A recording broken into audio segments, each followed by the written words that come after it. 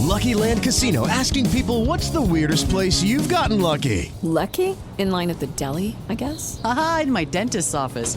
More than once, actually. Do I have to say? Yes, you do. In the car before my kids' PTA meeting. Really? Yes. Excuse me, what's the weirdest place you've gotten lucky? I never win and tell. Well, there you have it. You can get lucky anywhere, playing at LuckyLandSlots.com. Play for free right now. Are you feeling lucky? No purchase necessary. Void where prohibited by law. 18 plus. Terms and conditions apply. See website for details.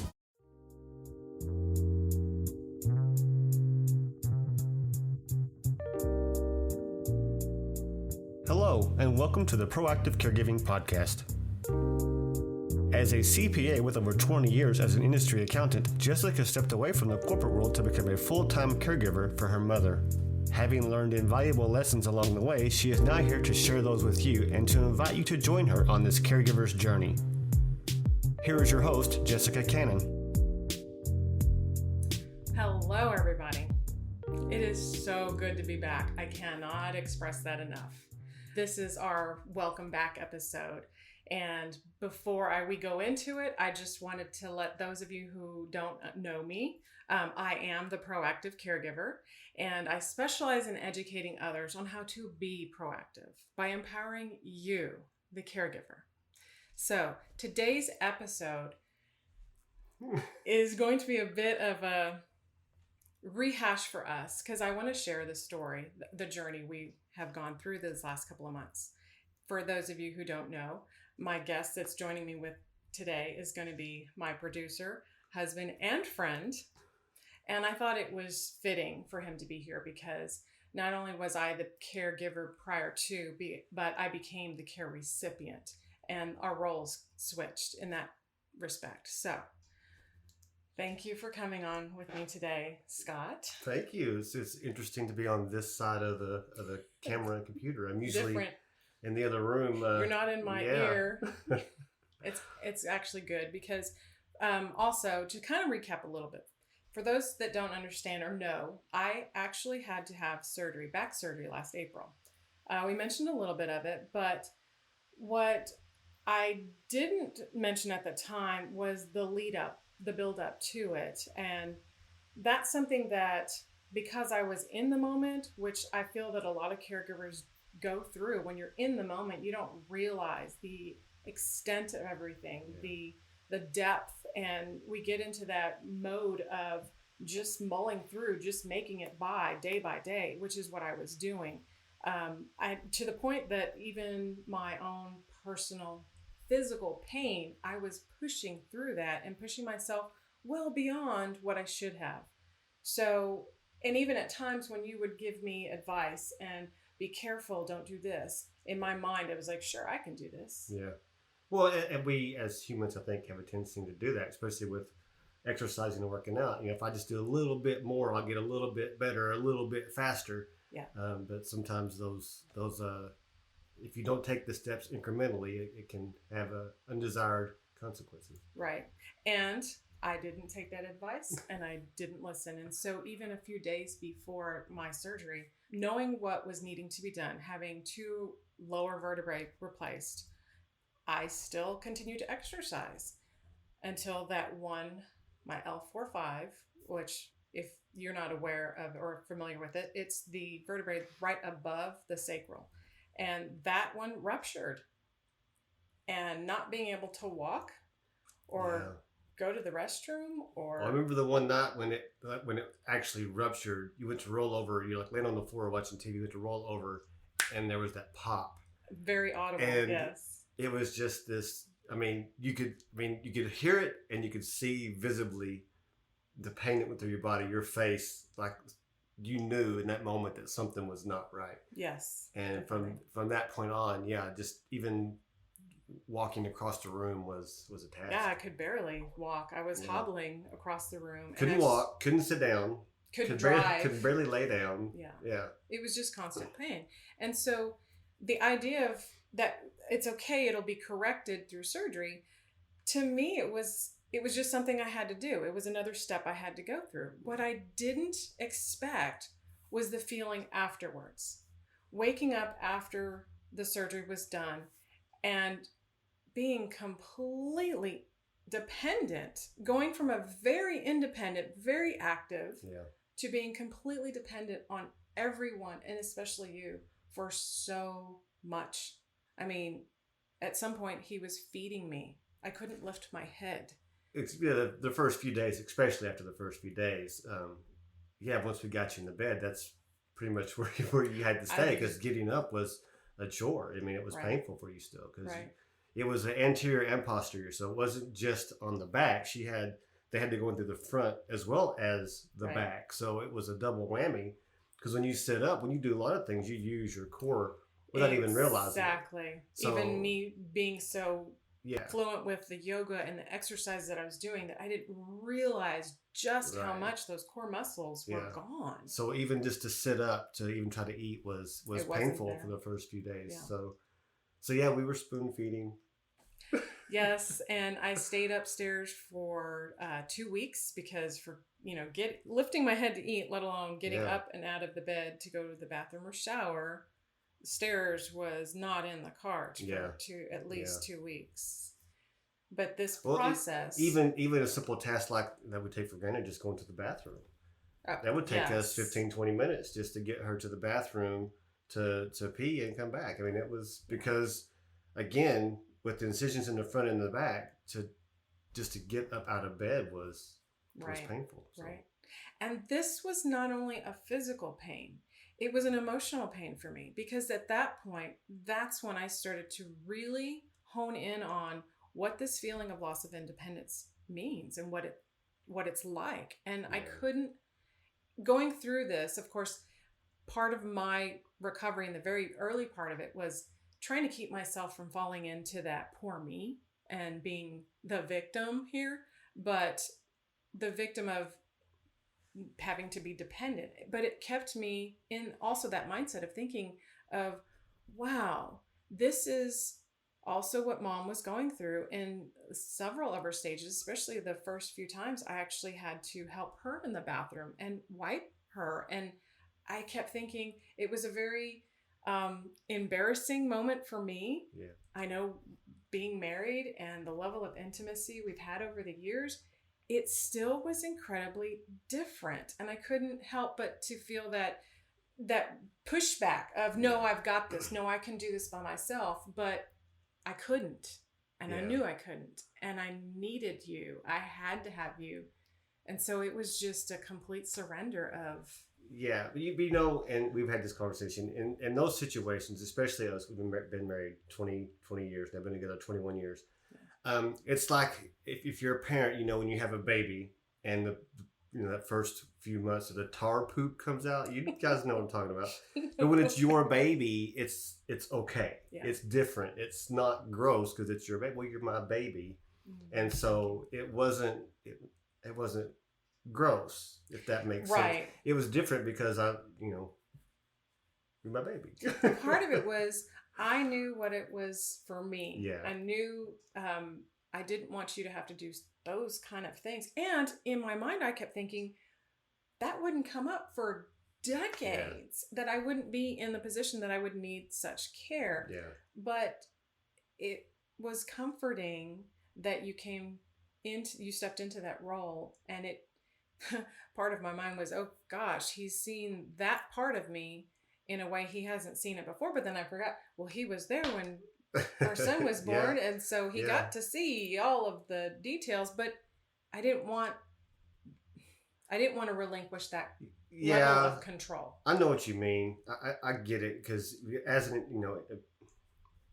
when you're able to do things on your own 99.9% of the time, when you're down for that, even temporarily, it's like when you get a cut on your pinky. You never notice your pinky until you can't use your pinky.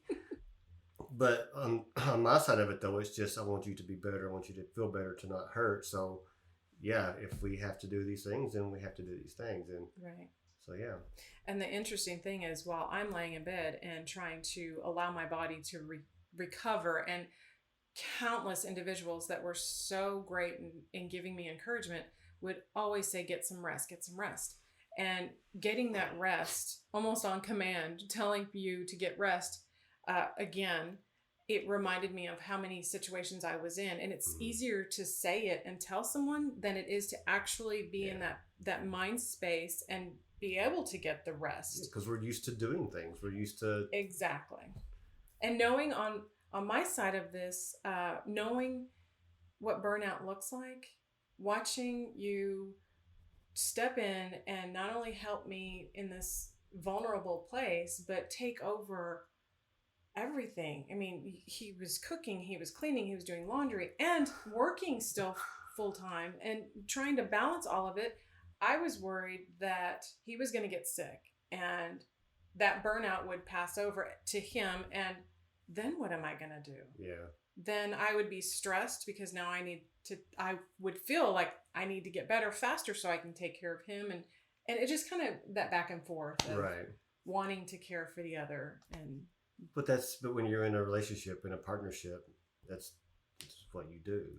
And that's the mentality that I was taking all this time with Mom and not really understanding that until I myself was in that position of dependency. And that's where that fine line comes in of wanting to do these things, but knowing your limits while you're doing those things. Because there was one day where I kind of got down. I kind of got lightheaded because I was just pushing. And you called me out on it. You're like, no. This is to a point, this is a few weeks in where she could get around a little bit more. And she's like, no, she actually called me out to go sit down and so.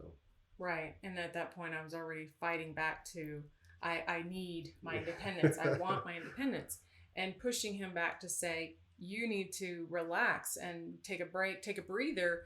It was that thought in my mind with Mom of, maybe all those times that she pushed me away wasn't exactly that personal, which it's hard in that moment to not take some of that personally, because you love your loved one, the person you're caring for, and you just want to do the most and the best for them.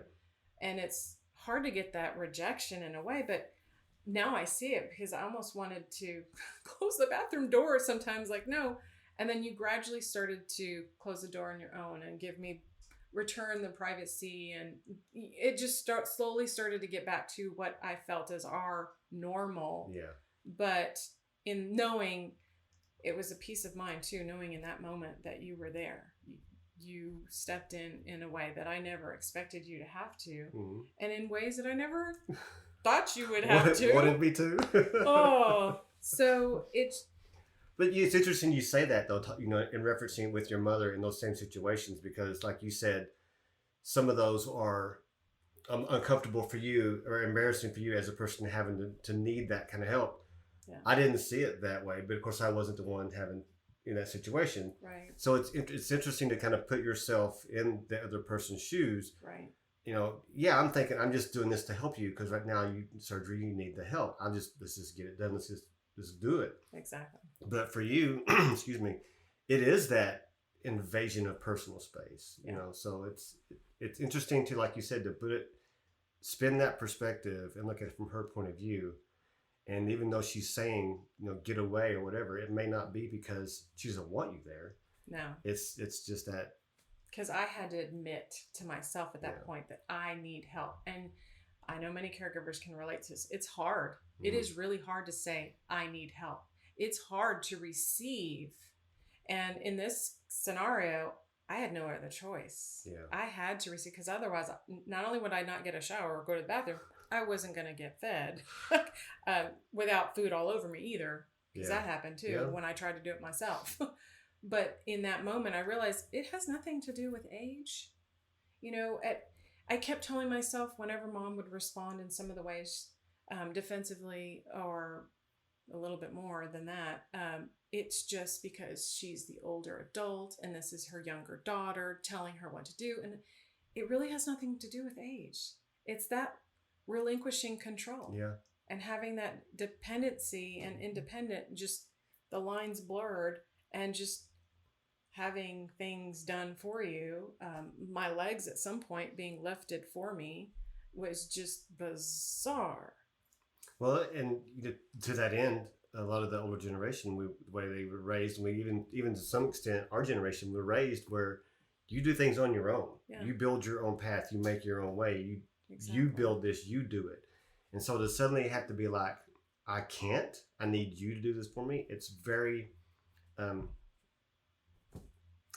lost the word, but it takes you out of that seat of power. It's demeaning at some point because I felt like I was, I don't want to say hopeless, but at the same time I felt, and that's where the idea of the victim came in, because I felt like my personal power was gone. Well, raised which to it's believe. not, Yeah. but physically, if I can't get up by myself to reach over and get a glass of water, Right. or to get a remote for the TV, or get up out of the bed gradually, knowing I have to go to the bathroom and how long it's going to take me to get up out of the bed to get to the bathroom in time, it's just those concepts. Like, now I see why Mom had a lot of the issues she did when it came to toileting, and needing the help to get to the bathroom and making it there in time, because it wasn't until I lived it that those flashes of Mom day in, day out just made more sense. Yeah. And then on top of this, so it gets a little more interesting, because when I was 4 weeks into this, finally regaining my strength, finally getting up and out of the house and slowly making it down the stairs, things changed, because then I had my first ever experience, and I hope you never deal with this, but part of my concern with Mom was her sedentary and not getting up and moving, and blood circulation was one thing, but blood clots. So I had an experience with a pulmonary embolism, and that was the scariest thing ever beyond the back surgery. Yeah. Because fighting for air,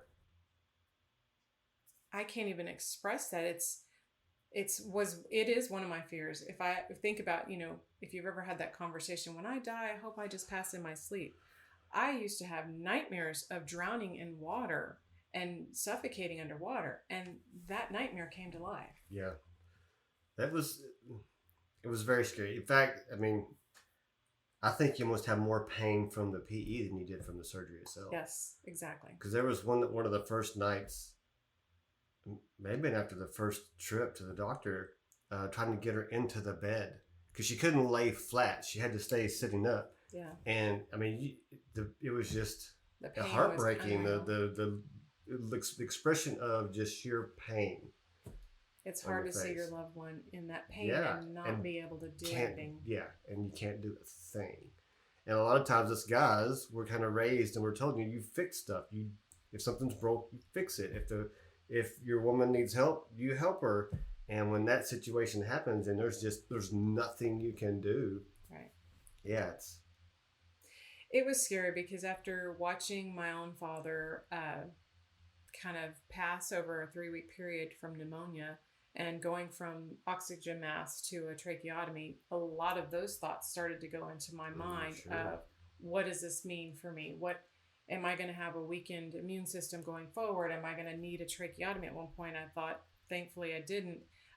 But that moment of fighting for air and realizing I might suffocate or pass, and all the things, all the conversations I want to have with friends and family and loved ones that hadn't been had at that point and hadn't been expressed, was that, oh my gosh. Right.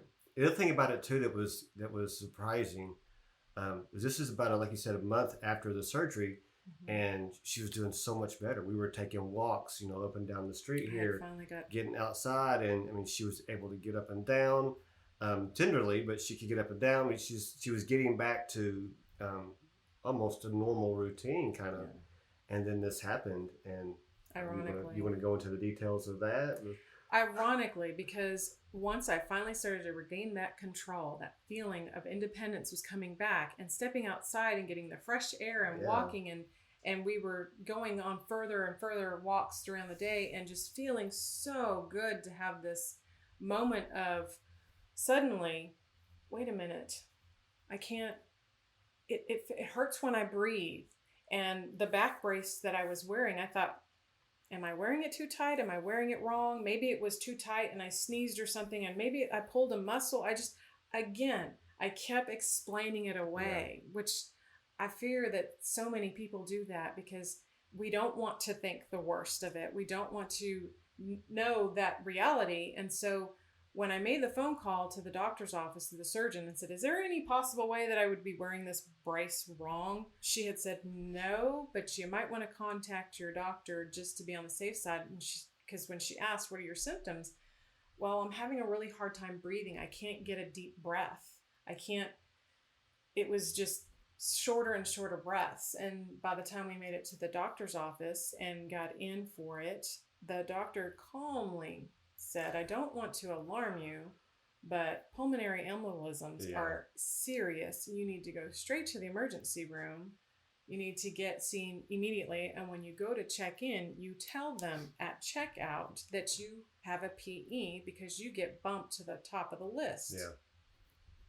And so that's kind of what happened. We went from the doctor's office straight to the ER, checked in. I told him exactly what he told me. And I went back right away. And from that point on, it just...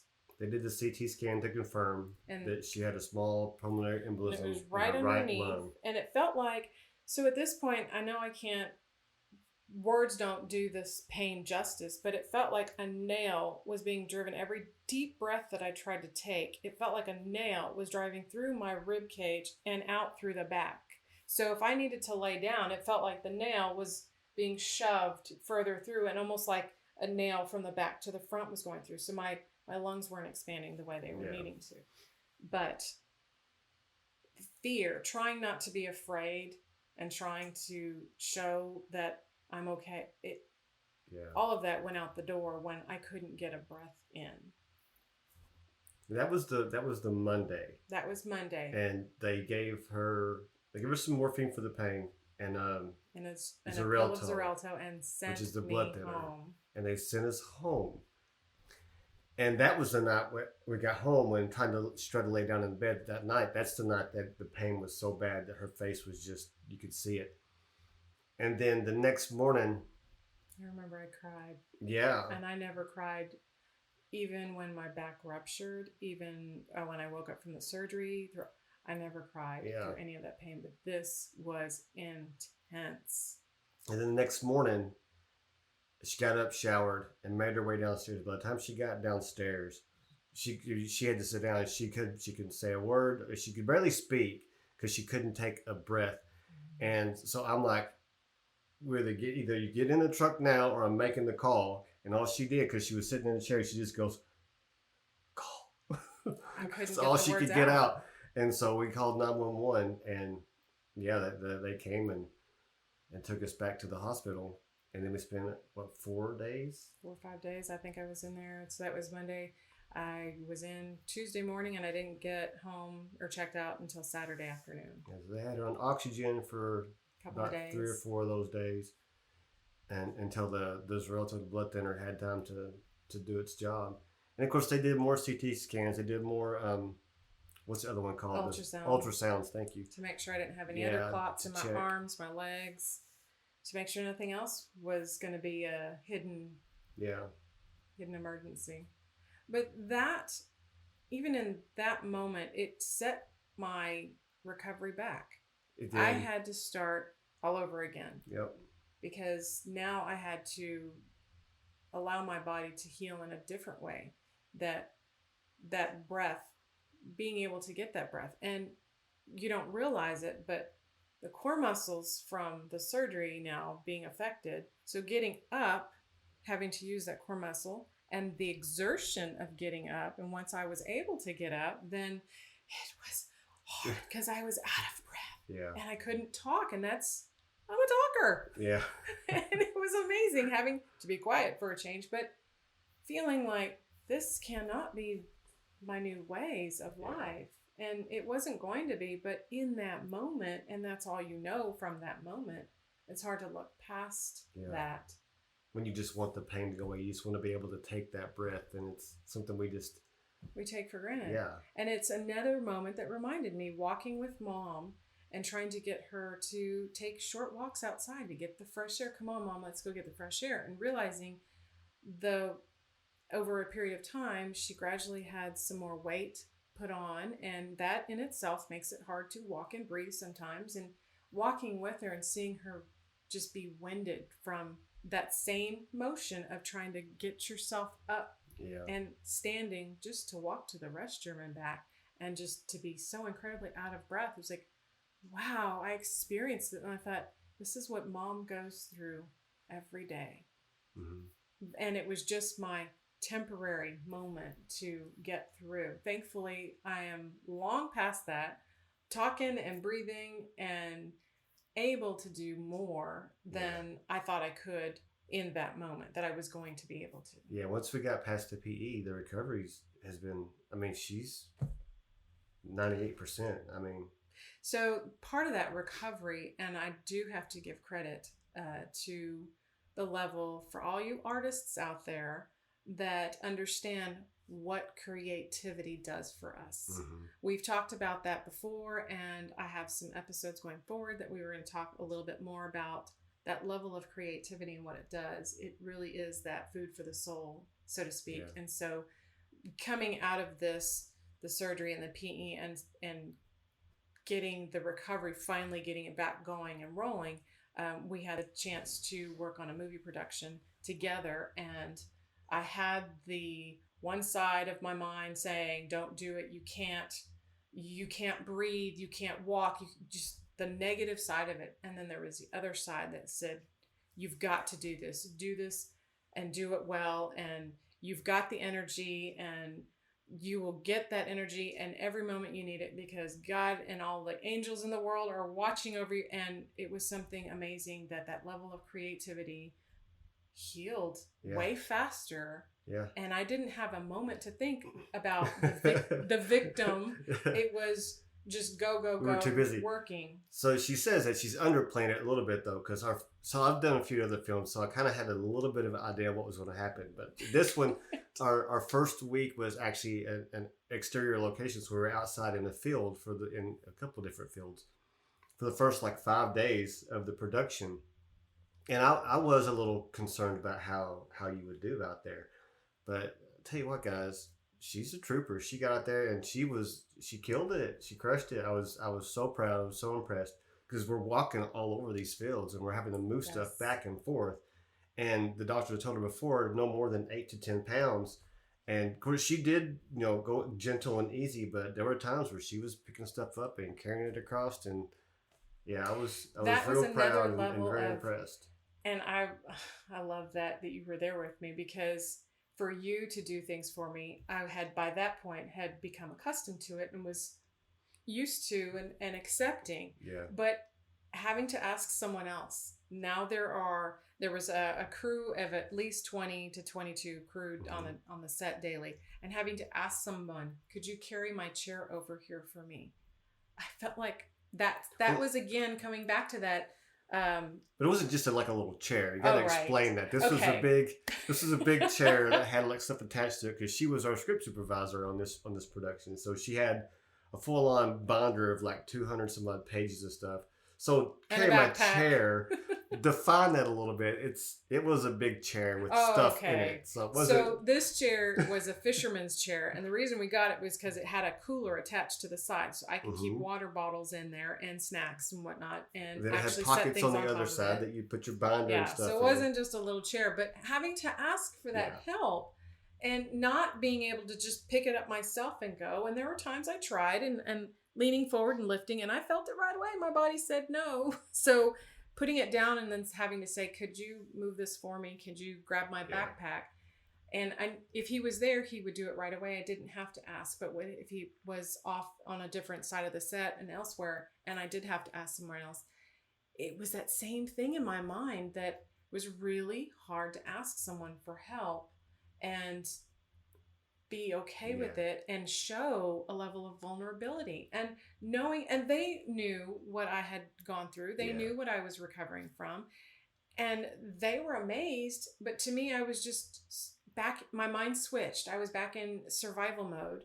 But I know now that survival mode can be misleading, because again, there could be those cues that our body says no, and we push past those.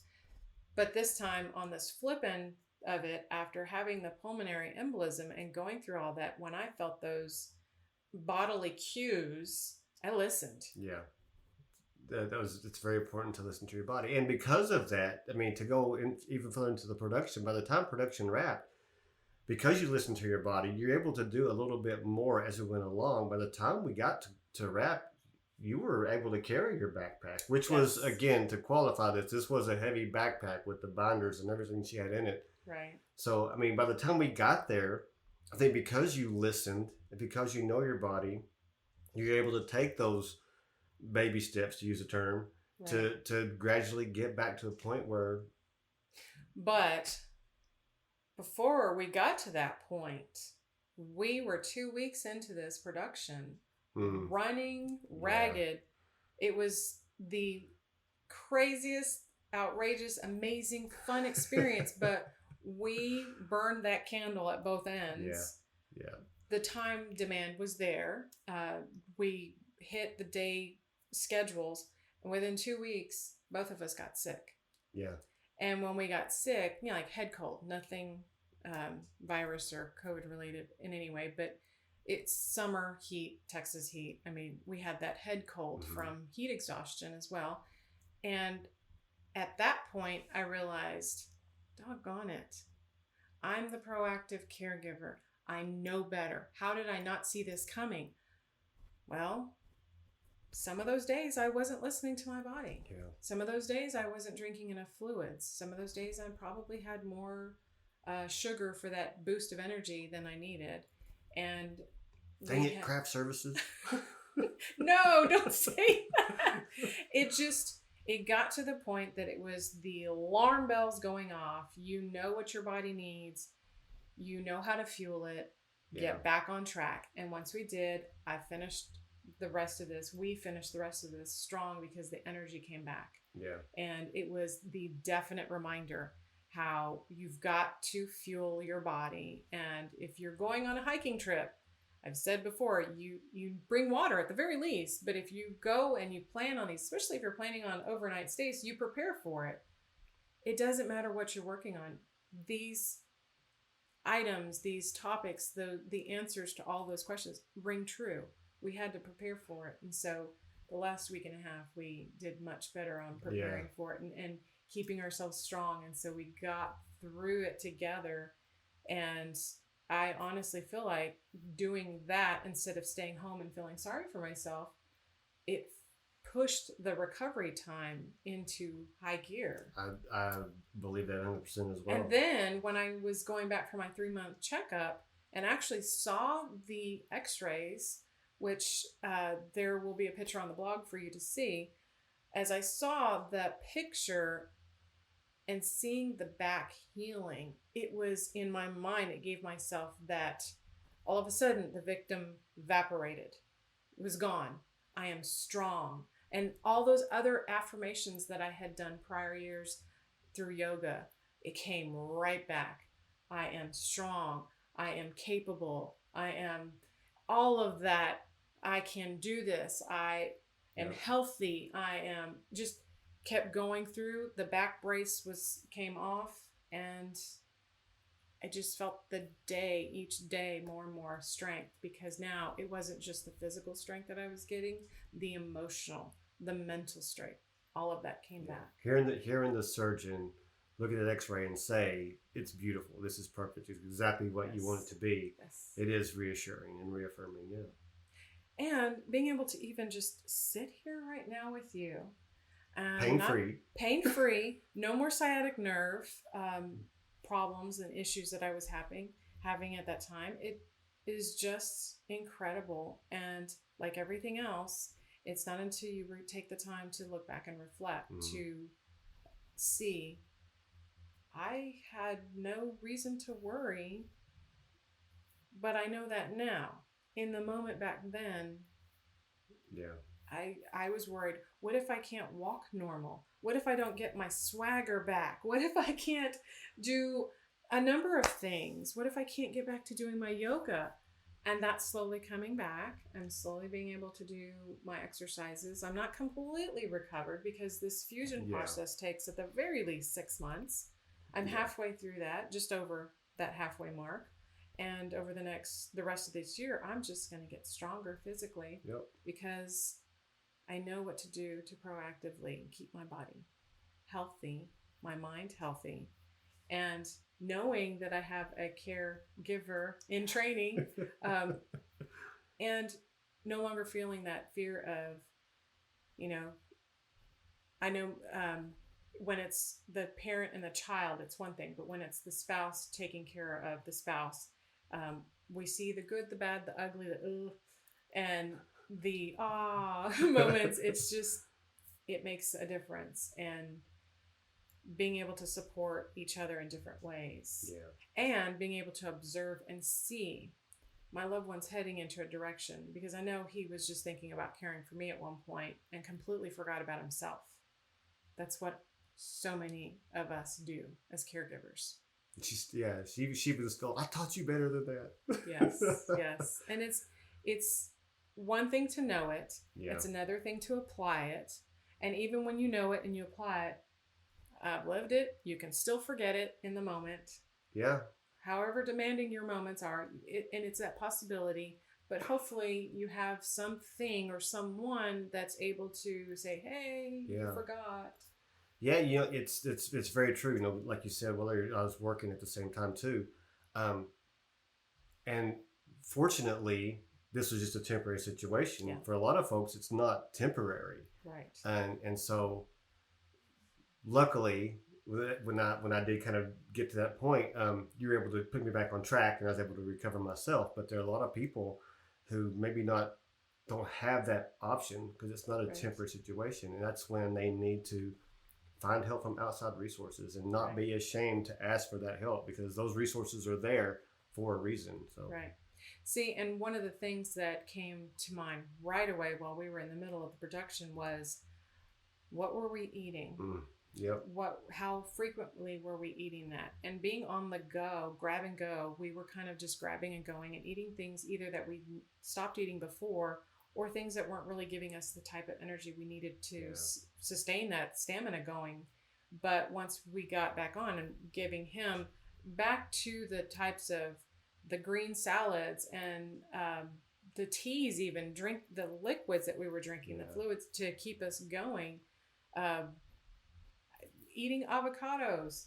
I remember eating half of an avocado or a whole avocado at 2 a.m. just to have nourishment and then go to bed. Yeah, there were some late nights, Yes, but getting back to the basics and understanding that. Yeah. And for me, or for us, that was a project. That was a temporary project that, had the beginning and end to it. But for the caregivers that are going through this day in, day out, it is easy to forget. It is sometimes the fatigue takes over. You are so exhausted and tired that you forget. You'd rather sleep. And that's what I saw Mom do several times. She would rather sleep than get a decent meal. If that's your only chance to sleep, sometimes you got to take that. But you also have to remember that your body still needs that fuel. And the longer you're down sleeping, the more your body will naturally pull from your resources in your muscle and tissue. And if you're not replenishing that, you're going to get sick and weak and even more fatigued than you were before you took that nap or went to bed without dinner. Any of those kind of scenarios. Yeah. So it's important that, again, the boundaries, knowing them so that you can recognize them, because it wasn't until I was sick that I finally snapped and realized I pushed myself past my boundaries. And then I was upset with myself. We really did that those first 2 weeks, and we did have a somewhat aggressive schedule. And it's not, like you said, it was temporary. It's not something we do all the time as far as those kind of features. But you do have to be mindful, and we did. We totally skipped. We got into the project and we got caught up, and we let our diet that we knew we needed to maintain kind of go, and so and we paid the price. Well, and then after that, it was I kicked it right back into high gear again. It's time to meal prep, and I started making the overnight oats and the things that I know that are that are just as easy for the grab and go. I'm making my own salads to take and eat, and getting the leafy green, the rich green salads and mixed vegetables with it too. And even just that avocado. Like Yes. you said, I mean, most people think of avocados just for guacamole or something, but no, you take that avocado and just, I like them raw, just by themselves. I ate just them plain. raw, and other times I had Himalayan salt or garlic salt and right. pepper, and I would sprinkle that on there. And sometimes I love the salty sweet stuff, so sometimes I would put honey in it with the garlic salt and pepper. Yeah. I know, Yeah. he's not so much the salty sweet. And other times I just put it by itself, or a sprinkle of the lemon juice or lime juice on it, and just, it's the taste, it's the flavor. I mean, avocados give you so much. Yeah. You get the healthy fats from it. Your body can burn that energy, and it's amazing. It's different. But now we know, going forward for the next couple of projects, before it even starts, I'm meal prepping, and I'm going to have this as often as I can to get through it. But not to forget, our body, functions in a certain way. It needs certain things. And now as my recovery continues, and it kind of, the way I started in the beginning, I see some of that becoming less and less and less. And I feel the energy coming back more and more and more. I feel the muscle tone coming back more and more. I'm able to do more. I'm able to drive again, and, do things that gave me my independence. And I know Mom can't do that at this point. She continues to live her days in as best quality of life as possible. But So, I know this is your show, but can I ask you a question? absolutely. So with all of this, do you think that's helped make you a better caregiver? Being in that position. Definitely, because now I know what it feels like. Because it was one thing to tell Mom to get rest. It was one thing to tell Mom to eat something, knowing this was going to give her energy. It was one thing to see her, even after her own procedures, to not have the energy or the core strength, but to actually feel that and know what it's like, to understand now that her reaction was not something to take personally. Right. And we say it and we know it, but those responses still hurt. Yeah. They still broke my heart sometimes, but I had to learn that in this process, what it feels like to have that lack of dependence or independence and be dependent on someone else, and understand what that feels like, looks like, and how to not feel like I'm out of control, or I don't have control of my own body even. Yeah. Because I can't imagine what someone who has lost control of their bowels, for example, and has to, maybe they don't speak up as soon that they need their bottoms changed because of embarrassment. Because I know I had moments that I didn't want to have to go to the bathroom and ask for help, because that meant it was more embarrassment for me in the beginning.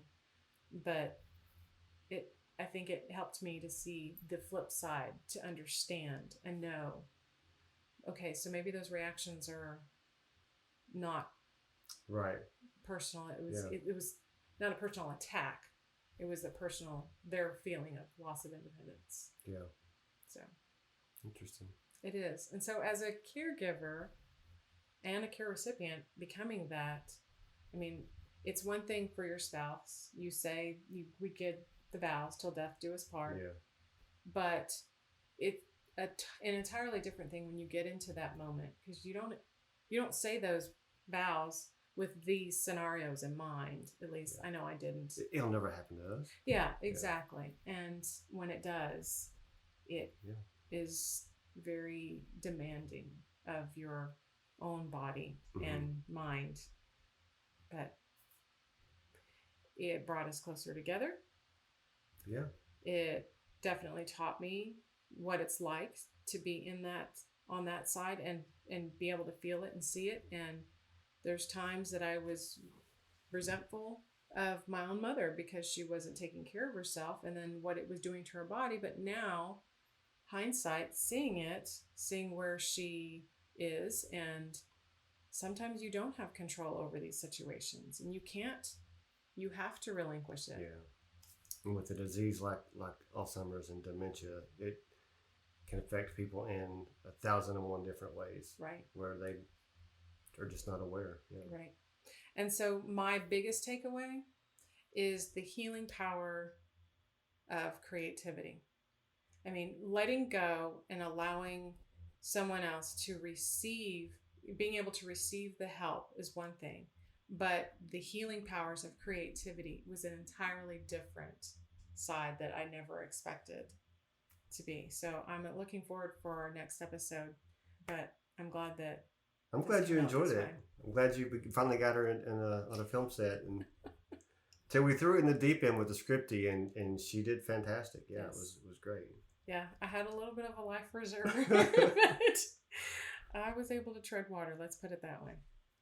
So, you did a good job. Thank you. I appreciate it, and thanks for joining me today. Thanks for having me on. This has been fun. It's good to be on this side of the camera. I know. Next time he'll be back in my ear. Anyways. So, ladies and gentlemen, thank you for tuning in today. I really am excited about this being the welcome back, because I'm back, baby.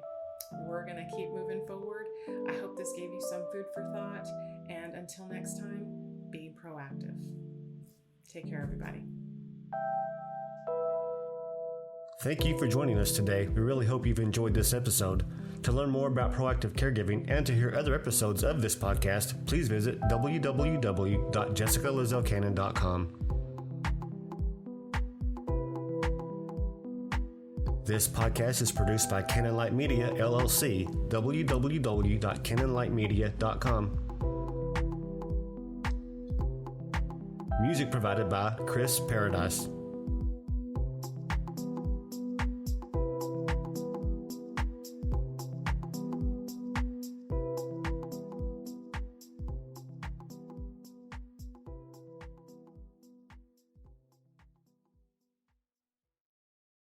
Mary redeemed a $50,000 cash prize playing Chumba Casino this year. I was only playing for fun, so winning this was a dream come true. Chumba Casino is America's #1 social casino experience. It's serious fun. With over 80 casino-style games to choose from, you too could win life-changing amounts of cash. Be like Mary. Log on to ChumbaCasino.com and give them a whirl. That's ChumbaCasino.com. No purchase necessary. Void where prohibited by law. 18+. Terms and conditions apply. See website for details. The voice in the preceding commercial was not the actual voice of a winner.